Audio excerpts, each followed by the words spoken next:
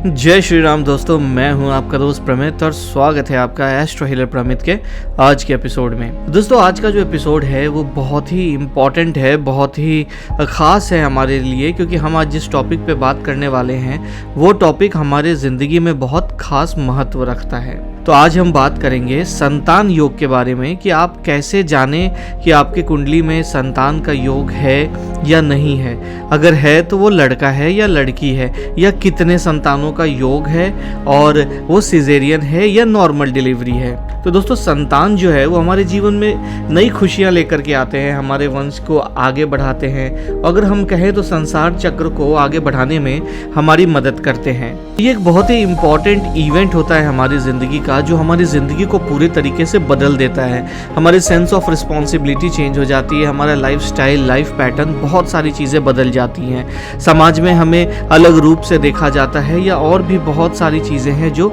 एक बार संतान होने के बाद आपके लाइफ में चेंज होने लगती हैं। तो आज का वीडियो जो है मैं उसी बारे में आपसे बात करने वाला हूं। और एक बात मैं आपको सबसे पहले बता दूं कि ये मैं जो भी आपको बताऊंगा ये पूरा का पूरा मेरा एक्सपीरियंस है। मैं किसी दूसरे विद्वान या किसी दूसरे ज्ञानी के मत को कभी भी डिनाई नहीं करता। सबके अपने अपने कैलकुलेशंस होते हैं, सबके अपने अपने प्रिडिक्शंस होते हैं, तो मैं कभी भी किसी और को डिनाई नहीं करूंगा।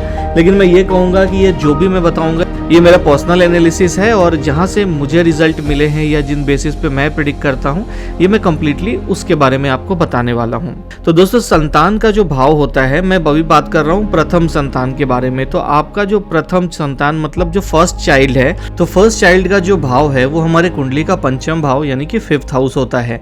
तो 5th हाउस से ही हम पता लगाते हैं कि आपकी संतान कैसी होगी, या तो लड़का होगा या लड़की होगी, सिजेरियन होगी या नॉर्मल डिलीवरी होगी। तो अब आगे मैं आपको बताता हूँ कि सबसे पहले 5th हाउस जो है, अगर 5th हाउस में कोई ऐसा प्लैनेट है जो मॉस्क्यूलिन प्लैनेट है या जो मेल प्लैनेट्स को रिप्रेजेंट करता है, जैसे कि मार्स, सन, जुपिटर, सैटर्न, अगर ऐसे प्लैनेट आपके पंचम भाव में हैं तो आपको पुत्र की प्राप्ति होगी, मतलब ये बेटे का योग बनाता है। लेकिन वहीं पे अगर चंद्रमा, शुक्र हैं, अगर ऐसे प्लैनेट हैं या बुध हैं तो ये फिर एक बार को लड़की का योग बना देते हैं। तो ऐसे में हम कहते हैं कि भाई आपको प्रथम संतान जो है ये लड़का होगा या लड़की होगी। तो यहाँ से तो मालूम पड़ता है कि कौन सी संतान होगी, लेकिन अभी आपको संतान होगी या नहीं होगी तो ये देखने के लिए आपको सबसे पहले ये देखना होता है कि पंचम भाव में जो प्लैनेट बैठा है वो आपकी कुंडली में क्या रोल प्ले कर रहा है। वो जो प्लैनेट है वो कौन से भाव के स्वामी है, या किसी नेगेटिव प्लैनेट से एस्पेक्ट तो नहीं ले रहे हैं, या फिर वो किसी नेगेटिव प्लैनेट से कंजंक्ट तो नहीं हुए पड़े हैं, या 5th हाउस का जो लॉर्ड है वो 6, 8, 12 में तो नहीं है, वो अष्टम तो नहीं है या अस्त तो नहीं है। अगर ऐसी कोई भी कॉन्सिक्वेंसेस बन रहे हैं तो फिर इसमें हम कहते हैं कि आपको जो है वो संतान प्राप्ति में बहुत सारी परेशानियां आएंगी। अब जैसा मैंने आपको पहले बता दिया है कि अगर कोई मेल प्लैनेट हो या कोई फीमेल प्लैनेट हो तो उसमें हम कहते हैं कि आपको या तो लड़का होगा या लड़की होगी। लेकिन वहाँ पर भी उस हाउस के लॉर्ड की पोजीशनिंग जो है वो बहुत ज़्यादा ज़रूरी होती है, क्योंकि वहाँ से मालूम पड़ता है कि कोई भी चीज़ कितने आसानी से मिलेगी।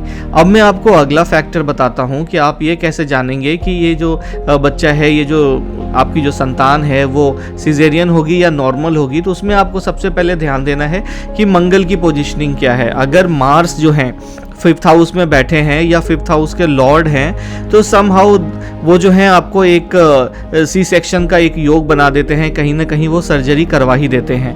तो अगर निगेटिव मार्स हैं या फिर 5th हाउस का लॉर्ड अगर 6th हाउस में बैठा है या 5th हाउस का लॉर्ड अगर 12th हाउस में बैठा है तो बहुत बार हमने ऐसा देखा है कि यहाँ पे सिजेरियन डिलीवरी होती है, या 5th हाउस के लॉर्ड पे मंगल की दृष्टि पड़ रही है तो भी सिजेरियन डिलीवरी को देखा गया है। तो ये कुछ बातें हैं जिससे आप अपनी कुंडली में भी देख सकते हो कि आपकी कुंडली में जो योग बन रहे हैं वो सिजेरियन के बन रहे हैं या नॉर्मल बन रहे हैं, या लड़के के योग हैं या लड़की के योग हैं। तो यहाँ से आप बेसिक एनालिसिस कर सकते हो, लेकिन हाँ, डिटेल एनालिसिस ना करें, क्योंकि पर्सन टू पर्सन जो है ये कुंडली बदलती रहती है। इसके लिए आपको बहुत सारे फैक्टर्स को और भी देखना पड़ता है जो हम कुंडली देख के ही डिसाइड करते हैं। और एक सबसे इंपॉर्टेंट चीज़, कई बार हमें ऐसे भी क्लाइंट हैं जो आकर के कहते हैं कि सर आपने तो हमें कहा था कि हमें लड़का होगा, लेकिन देखिए हमारी तो लड़की हो गई। तो यहाँ भी एक फैक्टर है, क्योंकि हस्बैंड और वाइफ दोनों के चार्ट को हमें देखना होता है। अगर हस्बैंड के चार्ट में प्रथम जो है वो लड़की का योग है एंड वाइफ के चार्ट में लड़के का योग है, तो वहाँ पे कई बार जिसके प्लैनेट्स डोमिनेट कर जाते हैं या ट्रांजिट में सपोर्ट कर जाते हैं वैसी चीज़ें सामने आ जाती हैं। तो ये बहुत सारे फैक्टर्स हैं जिनको मिला करके कोई भी अच्छा एस्ट्रोलॉजर या कोई भी एनालिस्ट जो है वो आपको प्रिडिक्ट करता है।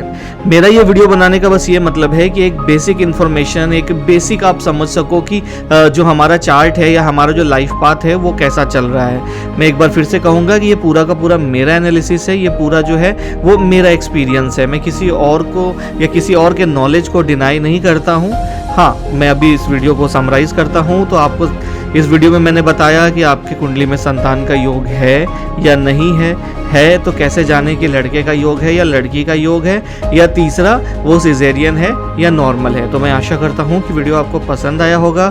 अगर पसंद आया है तो इसको जल्दी से जल्दी लाइक कीजिए, दोस्तों रिश्तेदारों के साथ शेयर कीजिए। और हाँ, अगर आपके मन में कोई कन्फ्यूजन है या अगर आप हमारा कंसल्टेशन बुक करना चाहते हैं तो आप नीचे दिए गए नंबर पर कॉल करके हमसे बात कर सकते हैं, अपना अपॉइंटमेंट बुक कर सकते हैं। तो फिर मिलते हैं अगले वीडियो में। जय श्री राम।